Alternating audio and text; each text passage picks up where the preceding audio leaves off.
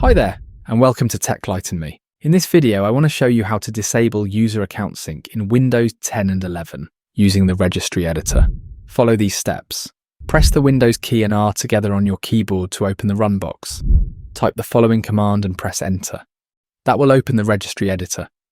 Now you need to navigate to the following path in the registry so you can make changes to the registry keys.